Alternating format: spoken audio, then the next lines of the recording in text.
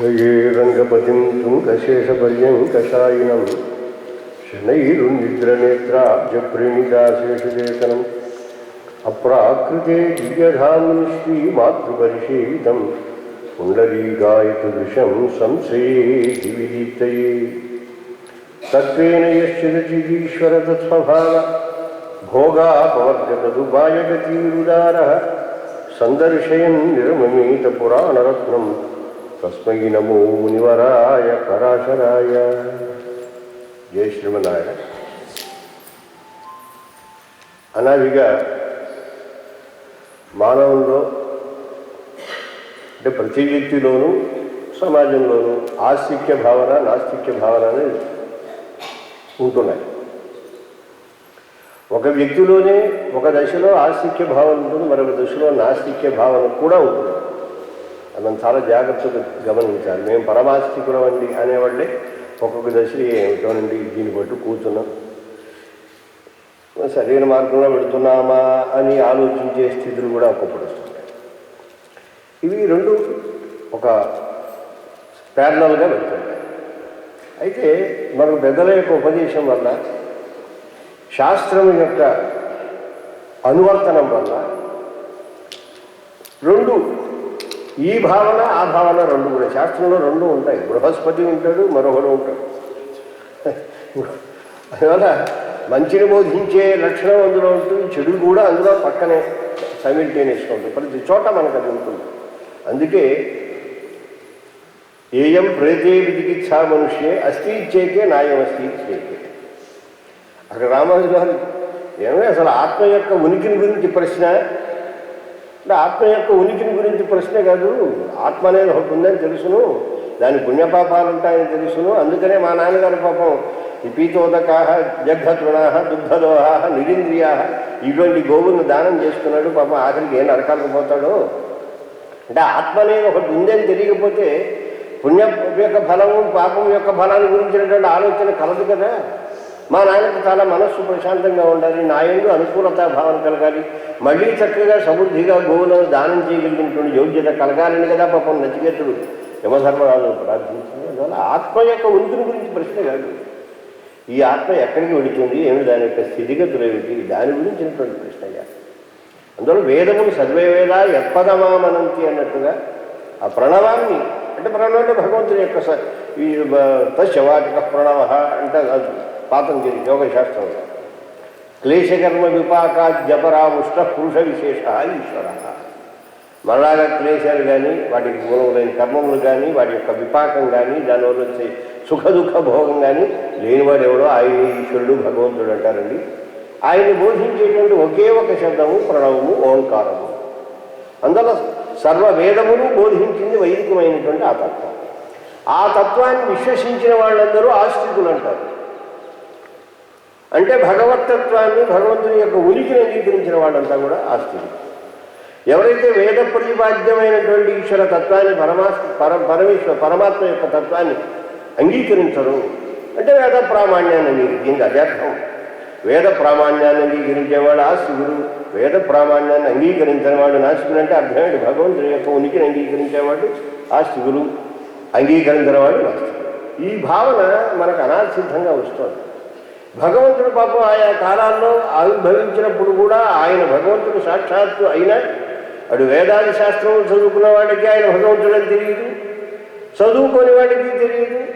ఏదో సామాన్యుడు మనతో పాటు ఉన్నాడు, రెండు కాళ్ళు ఉన్నాయి మనలాగే ఉన్నాడు కదా, మనలాగే కొడితే పడుతున్నాడు కదా, మనలాగే తిరిగితే భరిస్తున్నాడు కదా, అందువల్ల ఈయన మనలో వాడి అని అనుకున్నవాడు కొందరు అజ్ఞానం చేత, మరికొందరు ఒక రకమైన దురహంకారం చేత, లోపల ఉండేటువంటి అహంకారిక ప్రవృత్తి చేత మేమే భగవంతులము, మేమే మాకంటే మరొకటి లేడు అనేటువంటి ప్రవృత్తి కలిగిన వాళ్ళు కూడా ఆయా కాలాల్లో మనకు ఉండటం మనం గమనిస్తున్నాం.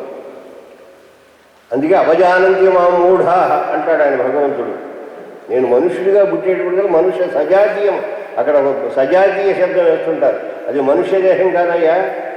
నతస్య ప్రాకృతో దేహ మాంసం ఏదోస్తే, మా ప్రాకృతి మూర్తి అని కాబోదు, మాంసం ఏదోస్తే సంభవ అంటుంది మహాభారతం.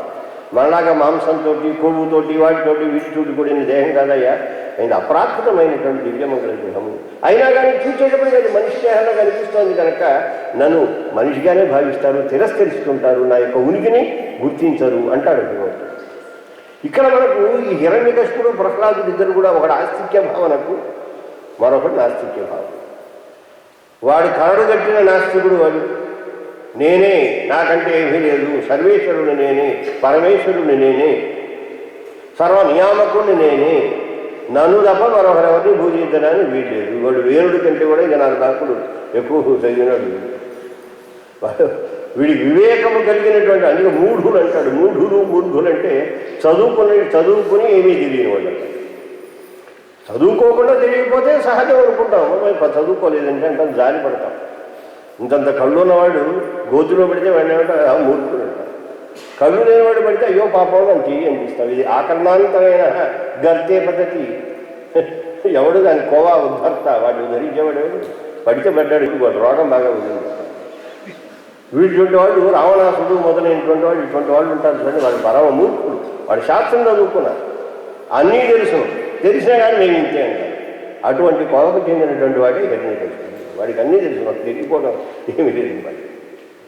అయితే భగవంతుని యొక్క ఒక సంకల్పంలో, ఆయన స్ట్రాటజీలో ఇది ఒక భాగం అనే విషయం అలా ఉంచేద్దాం. అలా ఉంచితే, ఎందుకంటే అలా అనుకుంటే మనకేం ఉపదేశం పొందడానికి ఉండదు, అంతా భగవత్ సంకల్పమే. అలా కాదు, ఆ మనస్తత్వములు ఎలా ఉంటాయి అనేటువంటిది మనం అర్థం చేసుకోవచ్చు. ఏ మనస్తత్వము ఆత్మోజ్జీవకము, ఏ రకమైనటువంటి ప్రవృత్తి ఆలోచన మన ఉజ్జీవకం అవుతుంది, ఏది మన భ్రష్టులు చేస్తుందని తెలుసుకోవాలి. అది తెలుసుకోవడం కోసం ఆ ప్రహ్లాదునికి ఉండేటువంటి విశ్వాసం, భగవంతుని పట్ల దృఢమైన విశ్వాసం కాదు, ఏమండి, భగవంతుని పట్ల దృఢమైన ద్వేషభావం. ఇది కరడుగట్టినటువంటి ద్వేషభావం, ఇది కరడుగట్టినటువంటి మంచి పరిపూర్ణమైనటువంటి విశ్వాసం. ఈ రెంటిని కూడా మనకు చక్కగా మన ముందు పెట్టడం కోసం విష్ణు పురాణం మిగతా కథంతా తీసేసి వీళ్ళిద్దరి యొక్క సంవాదాన్ని చాలా అద్భుతంగా మన ముందు పెట్టే ప్రయత్నం చేస్తుంది. చాలా చక్కటి సంవాదం. ప్రహ్లాదుని పిలిచాడు. ఇక ప్రారంభమే విష్ణు పురాణం. ప్రహ్లాదుడు చిన్న కురవాడు, వెళ్ళాడు, గురుకులంలో చదువుకున్నాడు.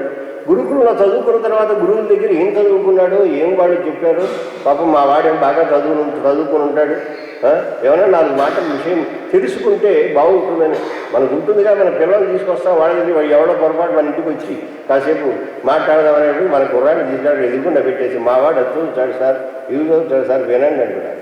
వాళ్ళేమో అనీజీగా ఏమి ఇక్కడికి చిక్కుపోయామని వాడు పాపం వాడు బాధపడుతుంటారు. కానీ మన పిల్లవాడు ఏదో చదువుకుని ఎదుటివాడికి చెప్పాలి, వాడు ఎగ్జిబిట్ చేయాలని మనం ప్రయత్నం చేస్తుంటాం. సహజంగా తల్లిదండ్రుల్లో ఉండేటువంటి ఒక మన భావన. వచ్చాడు పాపం, ఎంత హిరణ్యకశిపుడైనా వాడు తండ్రి కదా.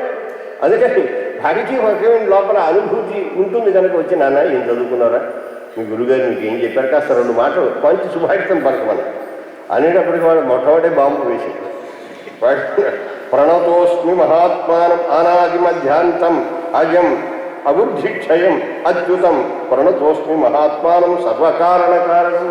సర్వ జగత్కారణమైనటువంటి వాడు, కారణములని చెప్పబడే వాటికి కూడా వెనకాల కారణభూతమైనటువంటి ఆ అచ్యుత తత్వానికి నేను నమస్కారం చేస్తాను అనేటప్పటికల్లా వీడి గుడ్డలు జారిపోయాయి. ఇదేమిటప్పుడే వీడు ప్రతిపక్షాల్లోకి చేరిపోయి వాడి తాలూకు నామాన్ని తీసుకొచ్చి మన పంపకే చిచ్చు పెట్టేట్టుగా ప్రయత్నం చేస్తున్నాడే అని వీడి మనసు కలవరపడ్డాడు. కలవరపడి వెంటనే కుర్రవాడిని చూచాడు. ఇది బహుశా వీడు గురువులు ఉన్నారు కదండి, ఆ గురువులు ఏంటి పిల్లలకి ఏం తెలుస్తుంది, కాంటే కాంటారు, కేంటకి అంటారు. అక్కడ ఏం చెబితే అది తీసుకొచ్చి మళ్ళీ చిలక పొలుకుల్లాగా అనువర్తింపజేయడమే తప్ప దీన్ని వీడు ఫ్యాబ్రికేట్ చేసి చెప్పేంత తెలివితేటలు ప్రాథమిక దశలో ఉండదు కదా.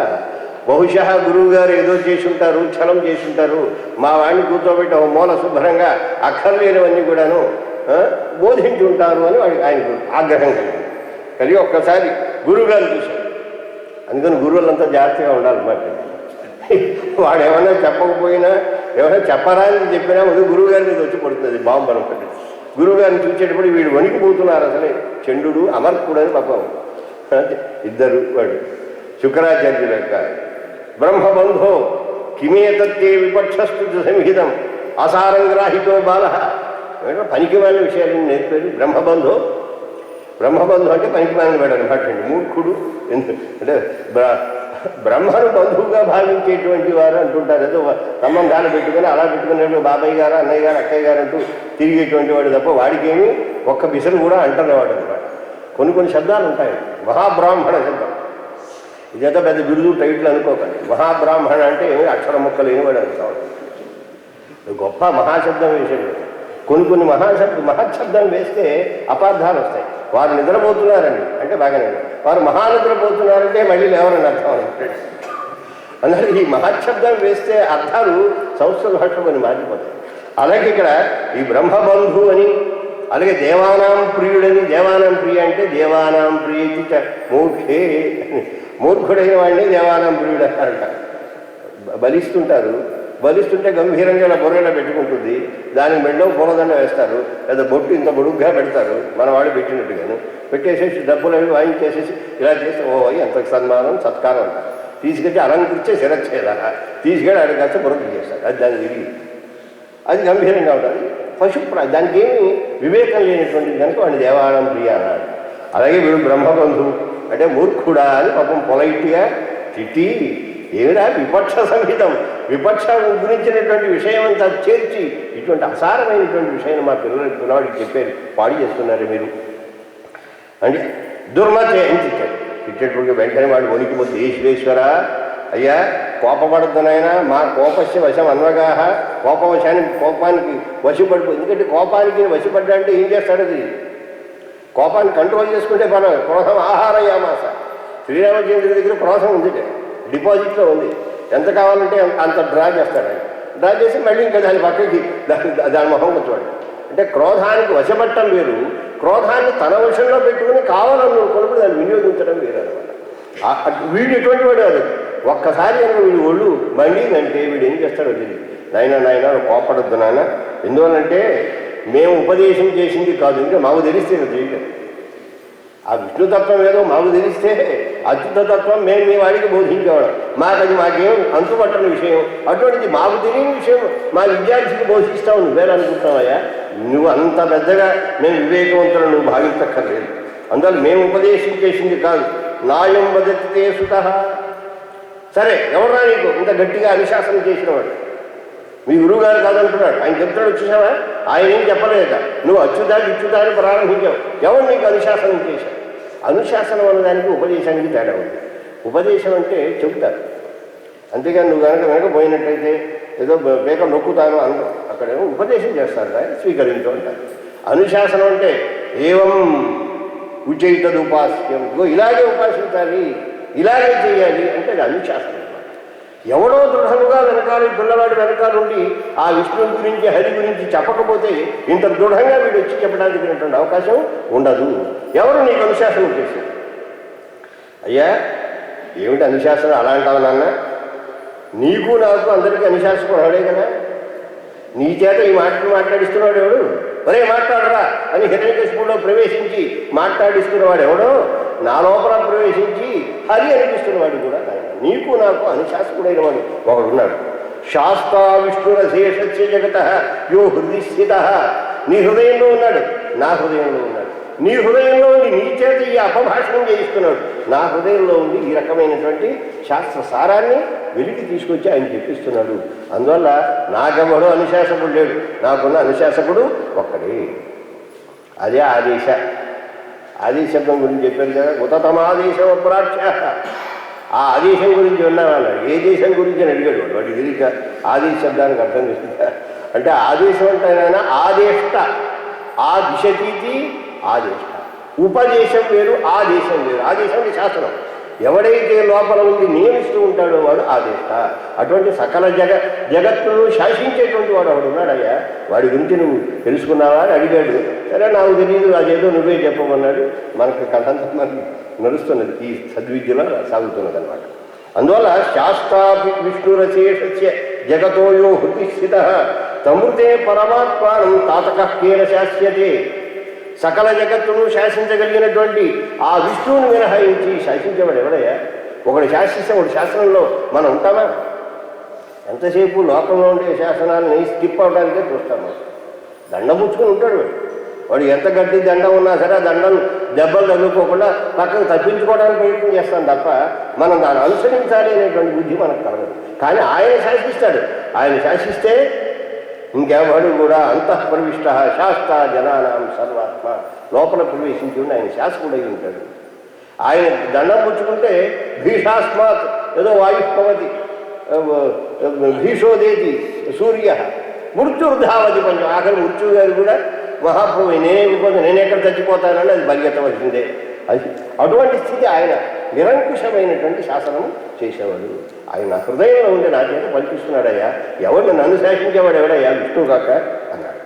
వేడి ఒళ్ళు మండుతుంది, వీటిలో డిగ్రీ పెరిగిపోతుంది, టెంపరేచర్ పెరిగిపోతుంది. ఏమిటిలా ఆఖరి తయారు కోయం విష్ణు చెప్పు, విష్ణు విష్ణు అంటారు ఏమిటి, ఆ విష్ణు తత్వం ఏంటో చెప్పు. కోయం విష్ణు సుదుర్బుద్ధే, ఇది బుద్ధిగా కూడా దుర్బుద్ధి కాదు, సుదుర్బుద్ధే సుదుర్జన అన్నట్టుగా అనమాట. మంచి దుర్బుద్ధుల్లో కూడా మంచి దుర్బుద్ధి. ఇయం బ్రవీషి పునఃపునః జగతాన్ ఈశ్వరస్యేహ పురతః ప్రసభమ్మ. అసలు జగన్నియామకుడైనటువంటి జగదీశ్వరుడైన నేను ఈ సింహాసనం కూర్చుంటే ఇంత మీసాలు గడ్డాలు పెట్టుకుని ఎన్ని గడపలేదా, ఎవరు ఆయన ఎవరు, విష్ణు ఎవరు చెప్పు అంటే, విష్ణు గురించి నేనేం చెప్పనయ్యా, విష్ణువు గురించి చెప్పడానికి చేతగాక ఏదో వాచో నివర్తంతే అప్రాప్తి మనసాస. చెబుదాం అనుకున్నాయి, చెప్పలేక పాప అలా తచ్చడి మన వల్ల కాదు పాపం ప్రశాంతంగా కూర్చున్నాయి వేదాలు కూడాను.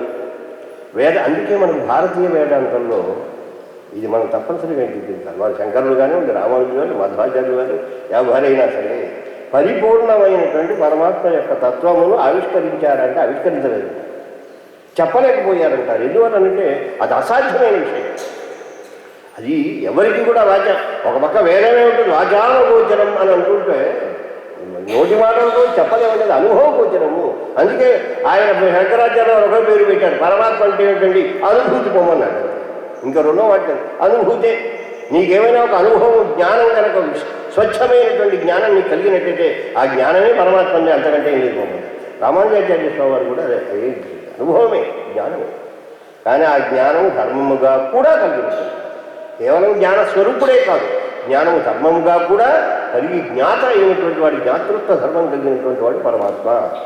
జ్ఞానము స్వయం ప్రకాశము, భగవంతుడు కూడా స్వయం ప్రకాశము, వెలుగు. ఇది మనకు వాళ్ళు చెప్పినటువంటి విషయం. అందువల్ల వాచావకు నశబ్దగోచరీయస్య యోగిధ్యేయం పరంపరం. ఆయన ఉండేటువంటి స్థానము, ఆయనకు ఉత్తమమైనటువంటి ఆ యొక్క స్థితి యోగిధ్యేయం. యోగులు మనస్సులో ధ్యానించాలే తప్ప వాళ్ళు నోటి మాటలతో ఎవరు చెప్పడానికి అవకాశము లేనటువంటిది. ఏతో యశ్చ స్వయం విశ్వం స విష్ణు పరమేశ్వర. ఎవడైతే సాక్షాత్తు విశ్వమై ఉన్నాడో, ఎవరి వల్ల ఈ సమస్త విశ్వము ఆవిర్భవించిందో ఆయనే ఈశ్వరుడు, ఆయనే పరమేశ్వర, పరమనియామకుడైన వాడు విష్ణు అయ్యా. ఇది విష్ణు గురించినటువంటి మాట. అంటే ఆయన గురించి మేము చెప్పలేము, కానీ ఒక్క మాట చెప్పగలం, ఈ జగత్తు ఎవరి నుంచి వచ్చిందో, ఎవరు ఈ జగత్తు అయి ఉన్నాడో ఆయనే విష్ణువు. అది మనం తెలుసుకుంటే చాలు. విష్ణువు గురించి ఏమిటని పెద్ద రీసెర్చ్లు చేసి ఏం తెలియక్కల, ఈ జగత్తు ఎవరి దగ్గర నుంచి వచ్చింది, ఈ జగత్తు ఎవరు అంటే విష్ణువు అని తెలుసుకుంటే విష్ణువు యొక్క రూపము. ఇది విష్ణు పురాణం.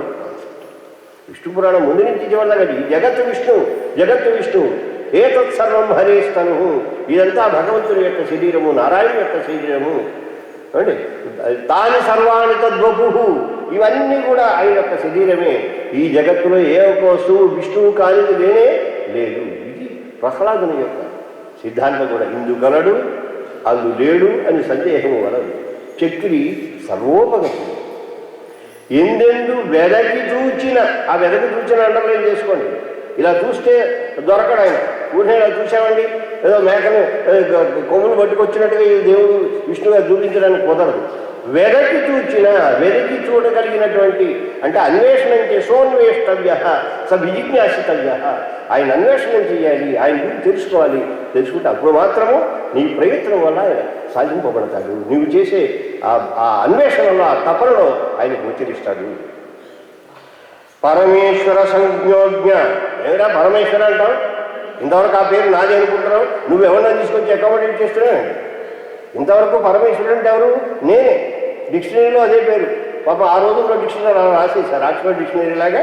హిరణ్యకశిపుడు కాలంలో డిక్షనరీలో పరమేశ్వర అంటే హిరణ్యకశిపుడు అని రాసి పారేశారు అనమాట. ఇంతవరకు నేనే పరమేశ్వరుడు అనుకుంటుంటాను, ఎవరిని తీసుకొచ్చి హరి గిరి అంటున్నావు. ఎవరు ఈ హరి? అందువల్ల పరమేశ్వర సంజ్ఞ అజ్ఞ కిమన్య మయ్యవస్థితే తవాస్తి మా మర్తు కామస్తం ప్రబ్రవీషి పునః మర్తు కామ తం బ్రవీషి. చావాలంటే వీడి కోపం చూడండి క్రమక్రమంగా. ముందు నాయన అన్నాడు, బాబు అన్నాడు, వాళ్ళ వైపు ఎర్రబెట్టి చూశాడు, ఆఖరి ఒరే నీకు ఎవరు శాసించాడు అంటే వెంటనే ఒక్కసారి రాదు, క్రమక్రమంగా వచ్చి ఆఖరికి నువ్వు చావాలనుకుంటున్నావు, చావాలనుకున్నటువంటి పిచ్చ పిచ్చ మాటలన్నీ మాట్లాడుతున్నావు, ఎవరు నేనుంటుండగా నీ ఎదురుకుండా వాడిని ఎవడో తీసుకొని పరమేశ్వరుడు అంటారు ముగ్గురు కూడా అజ్ఞుడా అనేటప్పటికల్లా వీడు ఊరుకుంటాడా? వీడు రెచ్చగొడుతున్నాడు. రెచ్చగొట్టి ఏయ్ నాకే కాదు నీకే కాదు అందరికీ ఆయనే పరమేశ్వరుడు. ఏం చేస్తాడు? ఇంకేమీ తెలియడు. మొండివాడు రాజు కంటే భగవంతుడని ఆ దృఢమైన విశ్వాసం, ఎంత దృఢమైన విశ్వాసం ఉంటుంది. గోపకులకు అటువంటి విశ్వాసం భాగవతంలో చెప్తాడు. వాడు పాప ఇలా చప్పట్లు కొట్టుకుడు, వాడు ఇంత నోరు తెరుచుకుని పడుకుంటాడు అజగర రూపంలోనూ. వాడు రండి లోపలికి రండి చక్కగా మింగేస్తాడు, ఇవాళ నాకే ఆహారం అని అంటూ వాడు ఇలా తెరిచి కూర్చున్నాడు. వీళ్ళంతా వెళ్ళారు, ఇలా చూశారు. ఇలా చూసేటప్పుడు వాడు ఆ కోరలు ఇవన్నీ కొమ్ములు ఇవన్నీ చూసేటప్పుడు అబ్బాబ్బా ఎంత శిఖరాలు, అద్భుతమైనటువంటి శరయేళ్ళు ఇక్కడి నుంచి పారుతున్నాయి, బ్రహ్మాండమైన బిలం, ఇందులో వెళ్ళిపోతే లోపల చక్కగా వెళ్ళొచ్చును, రండిరా అన్న అనేటప్పుడు కలవరు ఒక్కొక్కడు గబగబ పాపం పడి పిల్లలు కదా బులోమం లోపలికి వెళ్ళారు. సగం వెళ్ళారు, కడుపు దాకా వెళ్ళిపోయారు. అక్కడ వాడికి మంచి గ్రంథులు ఊరుతున్నాయి. ఎందుకంటే ఆ పాముకి ఎలా ఉంటుందంటే అనకొండలు ఏమో ఉంటుంటారు కదా మనకి, వాడికి లోపల నుంచి రసములు ఊరుతాయి. ఈ రసములు ఊరేటప్పటికల్లా ఈ లోపలికి వెళ్ళినటువంటి పదార్థం దీన్ని నరిపేసి ముందు ఇలా చెట్టుకు చుట్టేసుకుంటే అది నరిగిపోతుంది, ఈ రసములన్నీ కూడా జీర్ణం చేసేస్తాయి. ఇక్కడ బడి ఉంటుంది అంటే ఒకసారి తింటే మళ్ళీ కొంతకాలం వరకు తినవలసిన అవసరం ఉండదు. వీళ్ళ కోసం కాచుకుంటుంది. వాడు అన్నాడు, ఒరే ఏమిటో ఆనగంధం వస్తుందిరా, ఏమిటో వాసన వస్తుందిరా, మనం ఏదో కొండ బిలం అనుకుని దూరాం, కాదు ఈ సర్పం అంటే. వాడు అన్నాడు, ఓహో సర్పమా, అయితే బకవద్ వీరం చేతి బకుడు పోయాడుగా, వీడు చస్తాడు, వీడు రోగం వదిలిపోతుందిగా. మనవాడు మన కృష్ణుడున్నాడు వెనకాల, బకుడిని సంహరణం చేశాడు. వీడే గరగను అన్నట్టుగా పాము అయితే వీడు చావటం ఖాయము, ఇంకా భయం లేదు పాపం. అది వాళ్ళ యొక్క విశ్వాసం. ఎప్పుడైతే వాళ్ళలో అంత దృఢ విశ్వాసం మాకు వెనకాల ఒక రక్షకుడు ఉన్నాడని భావన కలిగిందో, అనాథాన్ స్వకరాధపచ్యుతాన్, పాపం వాడికి ఎవరు నాథులు లేరు, లీడర్ కూడా పాపం వాడికి ఏమీ తెలియదు, అమాయకుడు, వెళ్ళిపో స్వకరాధ అపచ్యుతాన్, తాను ఎక్కడో వెనకాల ఉన్నాడు, ముందుకు జారిపోయి వెళ్ళిపోతున్నాడు, వీడిని ఏం చేయాలి? అందుకే పాపం ఒక్కసారి గబగబా ముందుకు వచ్చి వాడి శిరస్సును ఇలా ఛేదించుకుని, ఆ అజగరం యొక్క శిరస్సును ఛేదించుకుని పైకి ఆయన వచ్చేట. వాడి తాలూకు లోపల ఇవి తేజస్సు ఆకాశంలోకి వెళ్ళిపోయింది అంటారు. ఇది అనన్యనాథత్వం అంటారు. అనన్యనాథత్వం అంటే ఆయనే నాయకుడు, ఆయనే ప్రశాసకుడు, ఆయన లోపల నుండి నియమిస్తాడు తప్ప మరొకటి ఏం కాదన్న దృఢమైనటువంటి విశ్వాసం. అది మనకి ప్రహ్లాదులో బాగా కనిపిస్తుంది. వెంటనే ఆయన అన్నాడు, తవాస్య న కేవలం తాత మమ ప్రజానాం సబ్రహ్మభూత భవతశ్చ విష్ణు ధాత విధాత పరమేశ్వరశ్చ ప్రసీద కోపం కురుషే కిమర్థం. ఎందుకే కోపం? ఏదో కోపం ఏదో పెదవులకు ఇచ్చేటంటే పేదవాడి కోపం పెదవులకు అన్నాడు కూడా, ఎవడి కోపమైనా పేదవులకి ఇచ్చేది. ఎందుకంటే వాళ్ళతో కొరుకుతాంగా, కొరికేటప్పుడు పేదవాళ్ళు కూడా కొరుకునేటువంటి అవకాశం ఉంటుంది. ఎందుకు అనవసరం వ్యర్థమైనటువంటి కోపాన్ని ప్రదర్శిస్తారు. ఆయన ఎవడో తెలిసిన ధాత, హిరణ్యకశిపుడనే ఒక పదార్థాన్ని ఇక్కడ నిలబెట్టినవాడు ఆయన. విధాత, ఆ పదార్థానికి ఓ పేరు పెట్టి చక్రవర్తి అని పెట్టి ఓ సింహాసనంలో కూర్చోబెట్టినవాడు ఆయన. ధాత అంటే నీకు సత్తను కలిగించినవాడు, విధాత అంటే నీకు ఒక యోగ్యతను కలిగించినటువంటి వాడు. అంతేకాదు నీ లోపలుండి పరమేశ్వర నీ చేత అన్ని మత్త స్మృతి జ్ఞానం అపోహరించ, నీ చేత మంచి మాటలు మాట్లాడించినా చెడు మాటలు మాట్లాడించినా ఏం చేసినా లోపల ఉండి సామాన్య రూపంగా కానీ అంటాడు. తండ్రి లాంటి వాడు అంటాడు. భగవంతుడు తండ్రి లాంటి అంటాడు. 2 కొడుకులు ఉన్నారు, 3 కొడుకులు ఉన్నారు, తలో ₹1,00,000 ఇస్తాడు. ఒకడు మంచి ఎడ్యుకేషన్ ఇన్స్టిట్యూట్ పెడతాడు, వాడు చక్కగా ఫ్లరిష్ చేస్తాడు. ఒకడు వ్యాపారం పెడతాడు, మరొకడు తాగిపోతే రోజు రోజుకి తీసేసి బ్యాంకులోంచి తాగేస్తాడు. కొత్తలో చెబుతాడు శాస్త్రం అంటే అది చెప్పి, నాన్న ఎవరే ఎద్దురా తప్పురా, అలా తాగకూడదురా, పాడి చేయకూడదురా, అలా ఉంటాడు. వాడు వింటాడా? వినడు. ఏమవుతుంది? భవిష్యత్తు భోజనం నన్ను ఏం చేస్తాను, ఇంకా నేను చేయవలసింది చేశాను, అంతవరకు ఇంకా నేనేం చేయలేదు. మాకు ఒక ఆయన ఉండేవాడు, ఒక హెడ్ మాస్టర్, మంచి ఫిలాసఫర్ సుబ్రహ్మణ్యం. వాళ్ళ అబ్బాయి ఎప్పుడు కూడాను రాజమండ్రి విద్య నుంచి ట్రైన్ వెళుతుంటే వాడి కార్యక్రమం అంటే సాయంకాలం 5-6కి ట్రైన్. అది ఎక్కేవాడు రాత్రి 11 దెయ్యాల బండి 12 ఒకటి ఉండేది. అది ఎక్కి దిగొచ్చాడు. ఈ లోపుగా ఏం చేస్తాడు, రోజు రాజమండ్రి రోడ్డు అని తిరిగినవే తిరుగుతుంటాడు. అది వాడి కార్యక్రమం. ఎప్పుడు కూడా సీటులో కూర్చొని ప్రయాణం చేయాల, అక్కడ ఉంటే కడ్డీ పట్టుకుని వేలాడుతుంటాను. చెప్పాడు వాడు, నాన్న ఒరే నాన్న అలా తప్పురా, నువ్వు వెళ్ళు రాజమండ్రి, నేను వద్దాను, కానీ కడ్డీ పట్టుకుని వేలాడటం మంచిది కాదు. అలాగే వెళ్ళాడు. ఓ రోజున కాస్త సాష్టాంగం పడ్డాడు వాడు, దాని మీద బ్రిడ్జి మీద పడ్డాడు. ఇలా పడ్డాడు. వాడు అదృష్టం బాగుంది, బతికి బయటపడ్డాడు. వాడిని తీసుకొచ్చి ఇంట్లో వేస్తే ఆయన దగ్గరికి వచ్చి ఆయన షటిల్ ఆడుతున్నాడు, బ్యాడ్మింటన్ ఆడుతున్నాం, మేము కూడా ఆడుతుంటే వచ్చి చెప్పారు మీ వాడంటే అలా పడ్డాడు. పడ్డాడా? నాకు తెలుసు నా విషయం.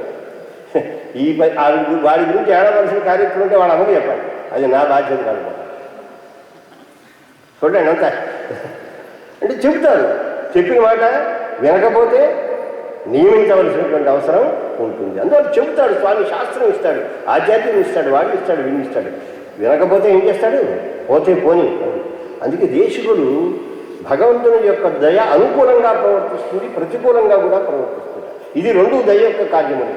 అనుకూలంగా ప్రవర్తించిన ప్రహ్లాదులాగా వాడి యొక్క సంస్కారాన్ని రోజు రోజుకి పెంచినట్టుగా తన దగ్గరికి చక్కగా సక్రమమైన మార్గంలో వచ్చేటట్టుగా ఉజ్జీవించేట్టుగా చేస్తుంది. అలా కాదా హిరణ్యకశిపులాగా ఇంకా నెట్టు తానహం దిశత క్రూరాలు సంసారేషు నరాధమాన్ ఇంకా అంతకంటే అనడానికి ఏం దొరకలేదు మాట. క్షీపాని అజస్రం అశుభాన్ ఆసురీష్వేవయోనిషు, ఇంకా అలా ఏడవండి, అలా ఇంకా ఏడవండి అని వాడు అసహపాతాడాన్ని ఇంటిపారేస్తాను. ఎందుకండి ఇలా నెట్టవచ్చునా? అలా నెడితే తప్ప మళ్ళీ వాడు ఒక స్థితికి రావడానికి తగినటువంటి అవకాశము ఉండనే ఉంటుంది. ఇది కూడా భగవంతుని యొక్క దయలో ఒక భాగం. అది వాడి యొక్క ప్రవృత్తి. అందువల్ల ఆయన నీకు ధాత అయినా విధాత అయినా, నేను పుట్టించినవాడు, నీకు ఉనికినిచ్చేవాడు అయినా, నీకు స్థానం ఇచ్చినవాడు అయినా, నీ లోపల ఉండి నీ యొక్క ప్రవృత్తులను కనిపెడుతూ ఉంటూ నియమిస్తున్నటువంటి వాడు అయినా. అందువల్ల ప్రసిద్ధ కాస్త కొంచెం ప్రసన్నుడిగా అనవసరమైన వ్యర్థమైనటువంటి కోపాన్ని పెట్టుకో. వెంటనే వాడికి మళ్ళీ కోపం వచ్చి ప్రవిష్ట కోశ హృదయ దుర్బుద్ధి అతిపాపబుద్ధి, వీడితో మాట్లాడటం మంచిది. పక్కవాడి ఎవడో ప్రవేశించాడు, ఏదో ఆవేశించింది, ఆవిష్ట కేనాపి, ఎవడో లోపల ప్రవేశించాడు, వీడి చేత అవాకులు చవాకులు వాగిస్తున్నాడు. ఎవడో అంటే వీడు మళ్ళీ సమాధానం చెబుతున్నాడు. నా కేవలం మధ్ుర్నయం సవిష్ణు ఆక్రమ్య లోకాన్ సకలానవస్థిత సమాం త్వదాధీంశ్చపిత సమస్తాన్ సమస్త చేష్టాసు నియర్తి సర్వద. అన్ని చేష్టలలోనూ మనను ప్రవర్తింపజేస్తున్నటువంటి వాడు ఆయన ఒక్కడే. సమస్త లోకములను ఆక్రమించిన వాడికి నీ హృదయాన్ని ఆక్రమించిన పెద్ద లక్ష్యమేంటి? ఎలా ఆక్రమించాడని ఆశ్చర్యపడకు. సమస్త లోకాలను ఆక్రమించినటువంటి మహానుభావుడు, అన్ని లోకాలను ఆక్రమించగలిగిన వాడికి ఓ పనికి వాడిని గుండె ఇంత ఉంటుంది, నీ గుప్పెడంత ఉంటుంది. ఎవడి గుండె వాడి గుప్పెడంత అంటారు అన్నమాట. ఇది ముష్టిప్రాయం. నా గుండె నాకు ముష్టిప్రాయం. అలాగే హిరణ్యకశిపుడి యొక్క గుండె వాడి ముష్టిప్రాయం. అందులో ప్రవేశించడం పెద్ద కష్టమే. అందులో ఆయన లోపల ఆయన ప్రవేశించి నియమిస్తున్నాడు. నీకు నాకు అందరికీ హృదయంలో ఉన్నవాడు ఆయనే. సమాం త్వదాదీంశ్చ, నిన్నే కాదు నీలాంటి వాళ్ళు, ఇటువంటి వాళ్ళు ఎవరైతే ఉంటే ఇటువంటి మూర్ఖ లక్షణం గల వాళ్ళందరినీ కూడా లోపలుండి ఆయన చూస్తున్నాడు. ఆయన కొంతకాలం అలా అనుమతిస్తాడు. అలా ముందు వెడతావు సాగినంతకాలం. ఏదో ఒక రోజున ఎప్పుడో దాని ఫలాన్ని అనుభవించవలసి ఉంటుంది సుమా అని చేస్తే సరే. నిష్క్రామ్యతామయం దుష్ట దుర్మార్గం, ఇటువంటి వాడు ఎదుర్కొన్నా ఉంటాం. నా బుద్ధి భ్రష్టం అయిపోతుంది. ఎందుకంటే నేను మళ్ళీ రేపోతే విష్ణు భక్తుని అయిపోతాను. అందుకని వీడు వెంటనే అవతల దిగిపోండి. సరే, 2 దెబ్బలు పుచ్చుకున్నాడు. ఆయన ఇక్కడ ఉంటాం, అంత మంచిది కాదు, మీ నాన్నగారు చాలా ఆవేశంలో ఉన్నారు అన్నాడు. అమ్మాయి గారు గురువు గారు పట్టుకుని తీసుకెళ్ళిపోయాక సరే వెళ్ళిన తర్వాత మళ్ళీ ఇంకోసారి పిలుస్తారు. మళ్ళీ 2వసారి సమాధానం. సరే, ఇంకా ఆయన చేసే పని ఆయన చాలా అద్భుతంగా ప్రహ్లాదుని యొక్క కృత్యం ఉంటుంది. ఇది మనందరికీ ఆదర్శంగా ఉంటుంది. ఒక అధ్యవసాయం కావాలి, దృఢమైనటువంటి విషయం కావాలి. మనకి ఇవాళ ఉన్నది ఏంటి? అవిశ్వాసం. విశ్వాసం ఉన్న వాళ్ళలో బోధిస్తుంటాం అంతే. మన ఏదో పరిపూర్ణమైనటువంటి విశ్వాసం ఉన్నట్టు మనం కనిపిస్తాం తప్ప నిజానికి ఎవరికి వారు శకుంతలు అంటుందట, ఎదుటివాడిని మోసం చేయొచ్చు, ఎదుటివాడికి దొంగిలించవచ్చు, కానీ తను తాను మృత్యుల నీరునే తను తాను దొంగిలించుకోవడం ఎవరికి సాధ్యము కాని కాదు. అంతరాత్మ అంతఃకరణం అనేది లోపల అవుతుంది. అది ఎప్పుడు కూడా మనిషిని పట్టిస్తూ ఉంటుంది. అటువంటి అధ్యాసాయం, ఆ విశ్వాసం ప్రహ్లాదుల్లో ఉండేది మనకు కావాలి. అటువంటి విశ్వాసం మనకు కలుగును గాక. ఇంకా విశ్వాసం ఎలా కొనసాగిందో ముందు మనం చూద్దాం. జై శ్రీమన్.